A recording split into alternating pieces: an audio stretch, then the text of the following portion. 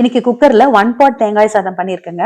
Bachelors கூட இதை try பண்ணலாம். அப்படியே தேங்காய் பால் சாதம் மாதிரியே இருக்கும். 2 டம்ளர் சீரக சம்பா அரிசி எடுத்து கழுவிட்டு 1/2 மணி நேரம் ஊற வச்சு எடுத்துக்கலாம்.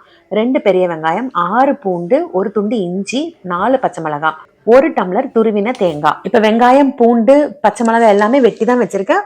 இஞ்சி மட்டும் இடிச்சு வச்சிருக்கேன். உங்ககிட்ட இஞ்சி பூண்டு பேஸ்ட் இருந்ததுன்னா நீங்க எடுத்துக்கோங்க. குக்கர்ல 2 ஸ்பூன் நெய் ஊத்திட்டு கொஞ்சம் முந்திரி வறுத்து எடுத்து வச்சுக்கலாங்க. இப்போ அந்த நெய்யோடவே ஒரு 3 அல்லது 4 ஸ்பூன் அளவுக்கு சமையல் எண்ணெய் சேர்த்துட்டு 4 கிராம்பு, 1 துண்டு பட்டை, அப்புறம் நம்ம வெட்டி வச்சிருக்க வெங்காயம், இஞ்சி, பூண்டு, பச்சை மிளகாய் எல்லாத்தையும் சேர்த்து சிம்ல வச்சு நல்லா வதக்கிக்கோங்க. ரொம்ப கலர் மாறாம பாத்துக்கோங்க. இப்ப இதோட நான் துருவி எடுத்து வச்சிருக்கிற தேங்காயையும் ஊற வச்சு தண்ணி வடிச்சு வச்சிருக்க சீரக சம்பா அரிசியும் சேர்க்கிறேன். ஒரு 2 நிமிஷம் மட்டும் நல்லா வறுத்து விட்டுக்கலாங்க. இஞ்சி பூண்டு பேஸ்ட் வச்சிருந்தீங்கன்னா நீங்க 1 ஸ்பூன் சேர்த்திக்கோங்க. இஞ்சி பூண்டு வெட்டி சேர்க்கறதுக்கு பதிலா இதே சாப்பாட்டு அரிசியிலையும் பண்ணலாங்க. 1:3 தண்ணி எடுத்துக்கோங்க.